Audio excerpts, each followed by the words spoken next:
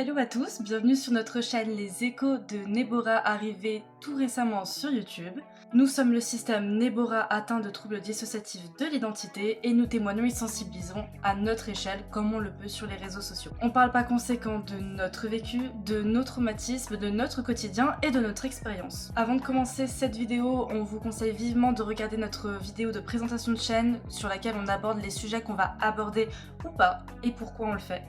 Ou pas. C'est vraiment très important avant de commencer les autres vidéos qu'on peut proposer. Aujourd'hui on va aborder le sujet de l'arrivée d'un nouvel alter dans un système, oui encore du trouble dissociatif de l'identité, pour le reste ça arrive, patientez un petit peu. Et dans cette vidéo nous allons aussi parler vers la fin de comment nous faisons les choses. Donc il faudra vraiment pas prendre ça encore une fois pour une généralité. Par conséquent, nous on fait les choses d'une certaine manière mais ça ne veut pas dire que vous êtes obligé de faire pareil. Chacun fait comme il veut et surtout chacun fait comme il peut en santé mentale. On va donc expliquer pourquoi un nouvel alter peut être amené à être créé dans un système, puis les différents signes ou les différents signaux qu'on a pu constater ou qu'on nous a rapportés qui pourraient mettre la puce à l'oreille. On va ensuite expliquer nous comment ça se passe quand il y a l'arrivée d'un nouveau et petit point bonus comment ça se passe aussi chez notre système partenaire.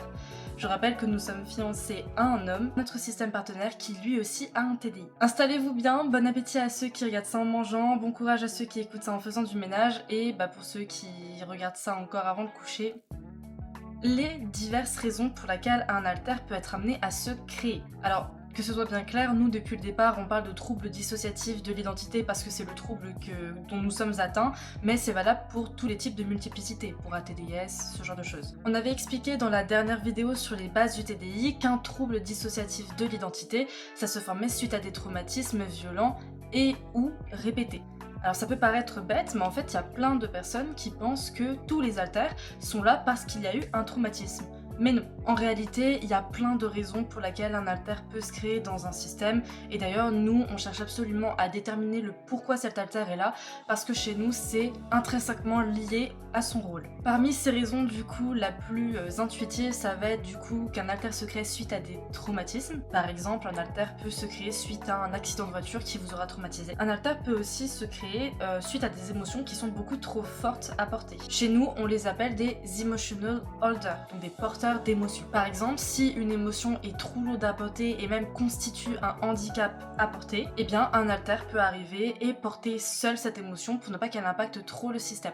Ça arrive beaucoup chez nous. Chez nous d'ailleurs, ce sont des émotions qui sont souvent refoulées parce qu'elles sont considérées comme néfastes et négatives. De même, si c'est une émotion que vous ne vous autorisez pas à ressentir pour X raisons, ça peut faciliter la venue d'un alter. Chez nous, ce sera l'envie de vengeance, oui c'est déjà arrivé, on a quelques porteurs de vengeance dans le système, et la colère surtout, colère qui est une émotion extrêmement difficile à gérer et surtout à exprimer de façon saine pour nous. La colère c'est une émotion que on ne nous autorisait pas à ressentir et du coup ça a eu pas mal de conséquences dans le système. Après cependant on parle d'émotions négatives mais ça peut aussi être des émotions positives. Nous on a des porteurs de joie, on en a quelques-uns quand même qui sont là pour porter l'euphorie, la joie, le bonheur. Ils nagent en plein rêve. On a des alters qui peuvent être là pour porter des souvenirs. Nous on les appelle des memory holders, donc des porteurs de la mémoire, des porteurs de souvenirs. Alors là aussi de ce qu'on a constaté ça peut être à double tranchant, soit ce sont des souvenirs qui sont très précieux et qu'il est nécessaire absolument de garder quelque part et du coup ça va être un alter qui va garder ses souvenirs, qu'ils soient heureux ou non, soit ce sont des souvenirs qui sont beaucoup trop pénibles à se remémorer et dans ce cas-là ça va être un alter qui va les porter pour tout le monde. Les alters peuvent être aussi là pour partager le quotidien sans forcément qu'ils soient co-hôtes. Ils sont là pour faciliter en fait le quotidien pour que ce ne soit pas forcément l'hôte et les co-hôtes qui s'en chargent à chaque fois. Ça peut vraiment servir à un partage des tâches qui est quand même très précieux pour l'hôte. Donc ça peut être après des alters qui sont là pour gérer les études universitaires, qui sont là pour gérer le travail, qui sont là pour gérer les rendez-vous médicaux, ou même les soirées entre amis par exemple. La raison suivante pour laquelle un alter se crée, c'est qu'il peut porter des valeurs. Voilà, c'est quelque chose qu'on ne savait pas avant de se renseigner sur notre système à nous. Et d'ailleurs, je vais expliquer en donnant un exemple de chez nous. Alors, petit trigger warning, ça va légèrement parler de racisme, alors rien de bien, on va juste mentionner le racisme, mais rien de bien fou. Nous avons une alter qui est adulte qui s'appelle Fatima. Elle est l'une des alters, parce qu'il n'y en a pas eu qu'une du coup, malheureusement, qui sont arrivées suite aux idéologies racistes de notre famille, du côté maternelle. Désolée ou non pour les personnes de ma famille qui se reconnaîtront dans cette vidéo si elles tombent dessus, mais au bout d'un moment, il faut peut-être assumer les conséquences de ses actes et de ses propos aussi. Il faut savoir qu'on a grandi toute notre vie dans un environnement qui était profondément raciste et xénophobe. Ça arrivait à un point où on entendait des phrases qu'on serait incapable de sortir sur YouTube. Parce que je pense que la vidéo se ferait instantanément bannir par la plateforme. Je ne sais même pas si on pourrait les dire sur les réseaux sociaux. Oh, chaton. Je ne sais même pas si on pourrait les sortir sur les réseaux sociaux tellement c'était des propos qui étaient quand même hardcore. Et moi, j'étais la seule de la famille à avoir des idéologies de gauche, voilà, et tout le monde se fichait de moi pour ça. Et bien Fatima, pour en revenir à elle, c'est une altère qui a été créée suite à tout ce racisme qui était omniprésent, et quand je dis omniprésent, c'est vraiment omniprésent, qui était omniprésent dans notre famille du côté maternel. Racisme d'ailleurs qu'ils ont voulu qu'on intègre et qu'on a toujours refusé d'intégrer. Pour lutter contre ça, on a des altères comme Fatima qui sont apparus dans le système. Fatima défend donc beaucoup cette cause même si elle fronte très peu, vous la verrez vraiment très rarement que ce soit sur TikTok, sur Insta, ou sur YouTube, peut-être une ou deux fois à la limite, et elle montre qu'on est vraiment contre tout ce qui est racisme et xénophobie. Ah oui, et j'oubliais tout ce qui est islamophobie parce que Fatima est musulmane. De la même façon qu'ils peuvent représenter une valeur, ils peuvent aussi représenter une qualité ou un défaut de façon extrapolée. Par exemple, Aurore, quand elle s'est créée, elle a pris une qualité qu'on a vraiment tous ou quasiment tous, à savoir la douceur,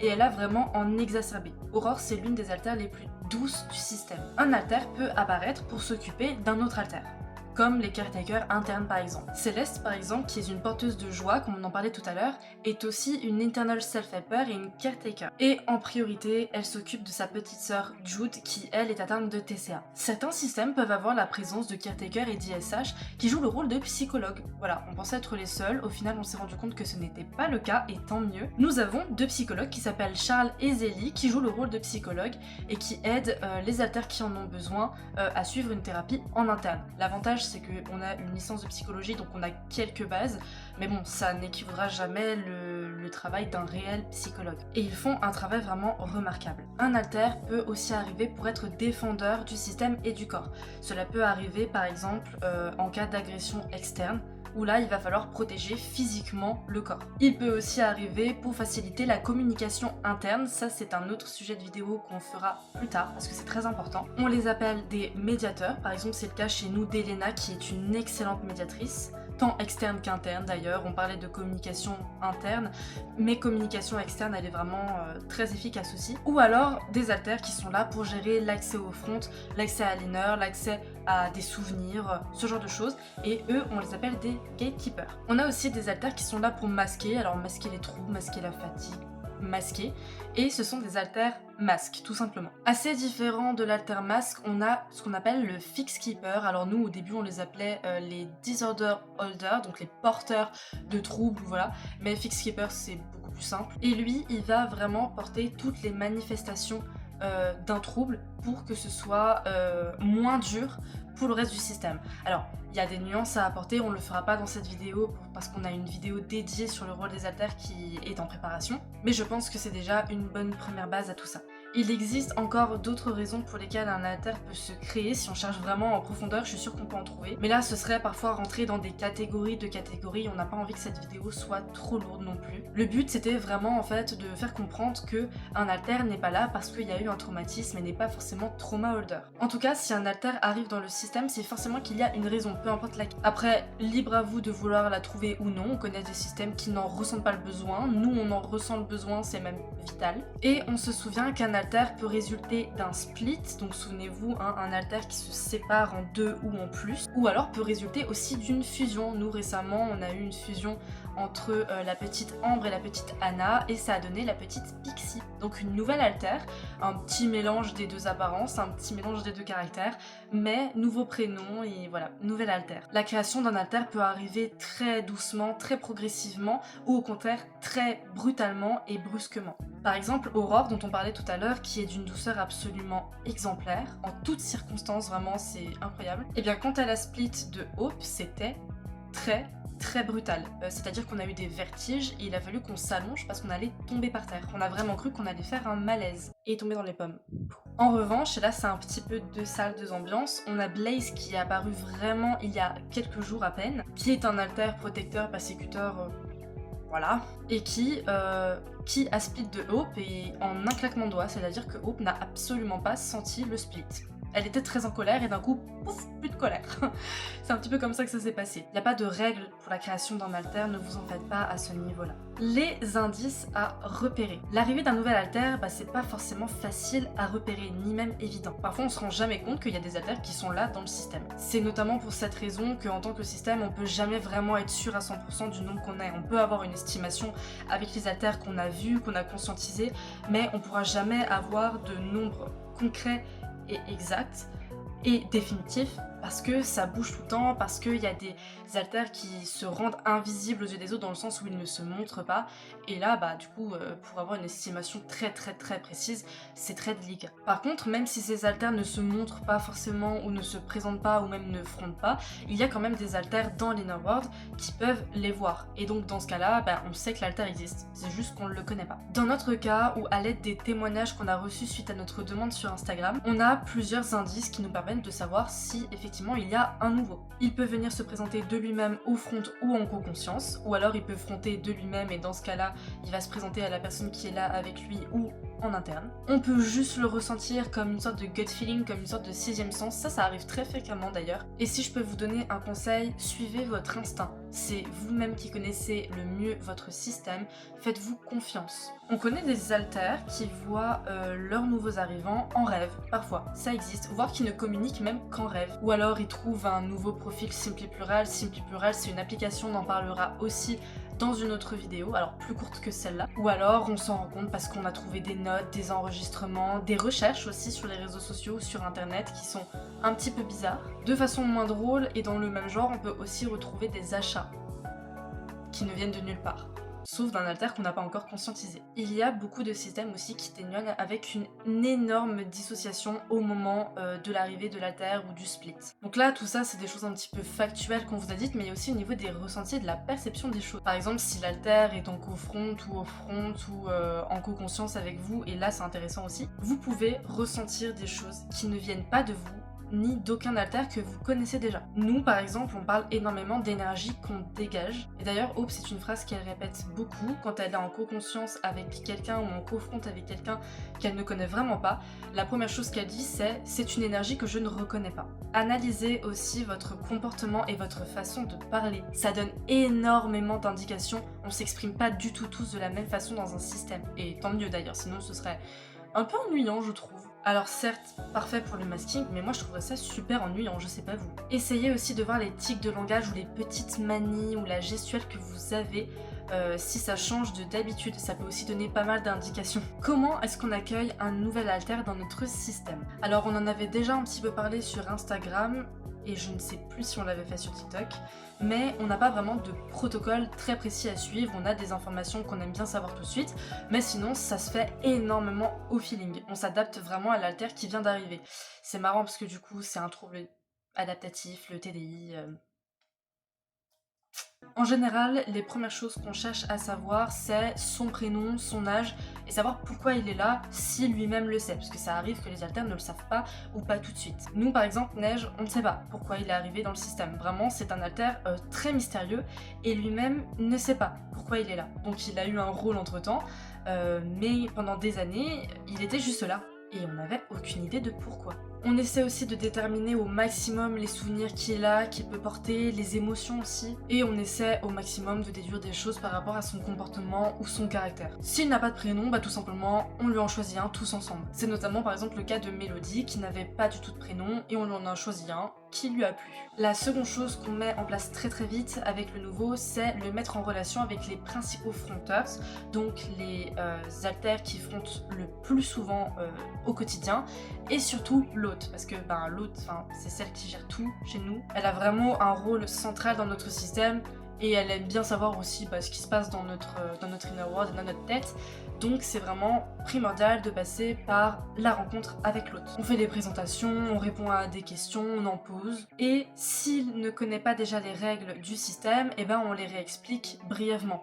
Par exemple, on n'a pas le droit de faire des achats monstrueux avec la carte bleue. Ou alors, si un alter veut entrer dans une relation romantique avec quelqu'un ou même sexuelle avec quelqu'un en externe, ça se fera seulement avec notre fiancé et c'est non négociable. Et surtout, la chose qu'on fait tout au long, c'est vraiment rassurer l'alter qui vient d'arriver. Parce qu'un alter, comme on l'a vu tout à l'heure, il peut arriver très brutalement ou pas d'ailleurs, mais parfois il arrive que l'alter soit un peu paniqué, qu'il comprenne pas trop pourquoi on est là.